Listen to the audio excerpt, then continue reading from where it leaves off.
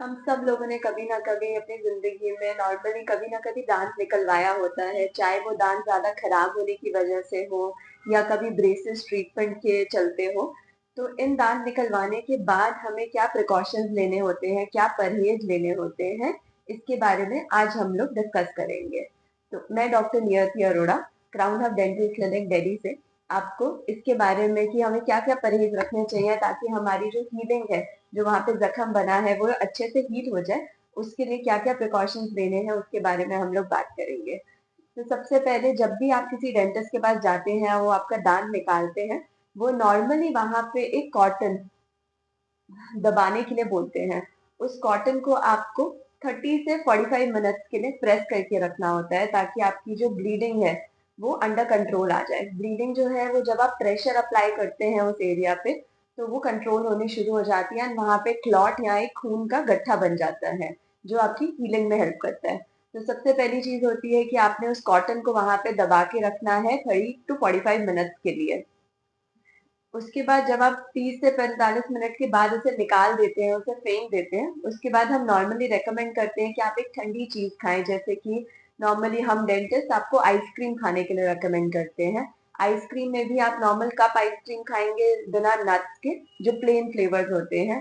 हमेशा एक्सट्रैक्शन के बाद ठंडी चीजें आपको मदद करती हैं। अगर आप गर्म चीजें ज्यादा खाएंगे तो आपकी ब्लीडिंग, सूजन सब कुछ बढ़ेगी।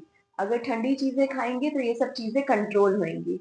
इसीलिए हम 24 to 36 आवर्स के लिए हम लोग रेकमेंड करते हैं कि जो भी आप खाना खा रहे हैं उसको थोड़ा सा कोसा या थोड़ा ठंडा करके खाएं।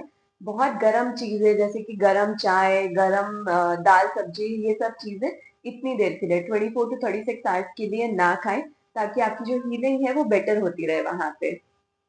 आपने 24 to 36 आवर्स के लिए जो कोसा खाना खाना है वो भी आपने दूसरी तरफ से खाना है। समझिए कि आपका राइट साइड पे दांत निकला है, तो आप सारा खाना लेफ्ट साइड से खाएंगे ताकि ये वाला एरिया अनडिस्टर्ब रहे आपका। इसके अलावा जो मेरे हिसाब से एज ए डेंटिस्ट सबसे इम्पोर्टेंट इंस्ट्रक्शन रहती है कि आपको 24 आवर्स के लिए, 24 घंटे के लिए थूकना नहीं है या कुल्ला नहीं करना। कोई भी मुंह में पानी लेके घुमाना नहीं है आसपास। ये हम ऐसा क्यों बोलते हैं, क्योंकि जो यहाँ पे खून का गड्ढा या क्लॉट बना है, अगर आप स्पिट कर देंगे या कुल्ला कर देंगे तो इसका एक चांस होता है कि ये भी बाहर निकल जाए स्पिट के साथ। ताकि ये अपनी जगह पे बना रहे, उसको हीलिंग में हेल्प करे। ये क्लॉट ही है जो सारी हीलिंग को इनिशिएट करता है, सारी हीलिंग की शुरुआत इसी से ही होती है। अगर यही वहां से निकल जाएगा तो आपकी हीलिंग प्रॉपरली नहीं हो पाएगी। तो इसीलिए स्पिट नहीं करना, रिंस नहीं करना 24 घंटे के लिए। बल्कि हम लोग ये भी रिकमेंड करते हैं कि आप अगले दिन का मॉर्निंग का ब्रश भी ना करें, सीधा एक दिन छोड़ के आप ब्रशिंग पे जाएं ताकि वहां पे प्रॉपर उसको एक सेट होने का, एक बेसिक हीलिंग होने का टाइम मिल जाए। तो अब आपने ठंडी चीजें लेनी है, थूकना नहीं है, कुल्ला नहीं करना है बिल्कुल भी, और सारी चीजें ऑपोजिट साइड से, जिस साइड एक्सट्रैक्शन हुई है उसकी दूसरी तरफ से खानी है। इसके अलावा आप कोई सोडे वाली चीज हम लोग मना करते हैं। जिस भी चीज में बुलबुले हैं, जैसे कि हमारी कोल्ड ड्रिंक्स हो गई या कुछ लोगों को इनो पीने की आदत होती है, वो सब चीजें हमने 24 आवर्स, 24 घंटे के लिए नहीं लेनी है, क्योंकि ये बुलबुलों से भी जो हमारा क्लॉट है वो वहां से निकलने की एक चांस रहता है। तो इसलिए ये सब चीजें भी हमें अवॉइड करनी है। कोई भी चीज अगर हम लोग पी रहे हैं, शेक पी रहे हैं, दूध पी रहे हैं, हमें स्ट्रॉ से नहीं पीना है उस चीज को। ये चीज भी हमें 24 आवर्स, 24 घंटे के लिए अवॉइड करनी है।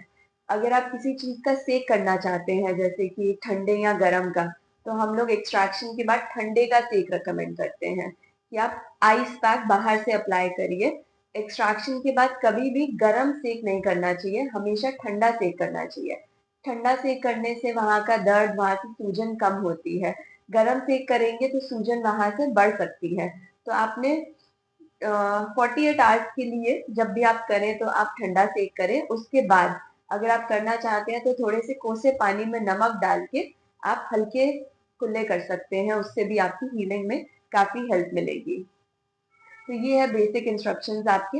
बाकी एक और चीज जिसको ध्यान रखने की जरूरत है कि अगर आपको ऐसा लगता है कि 2 दिन के बाद आपका दर्द वहां पे बढ़ रहा है, कम होने की जगह और ज्यादा बढ़ता जा रहा है, आप दवाइयां तो ले रहे हैं बट आराम नहीं मिल रहा वहां पे, तो इस केस में आपको डेफिनेटली अपने डॉक्टर को जाके दिखाना चाहिए।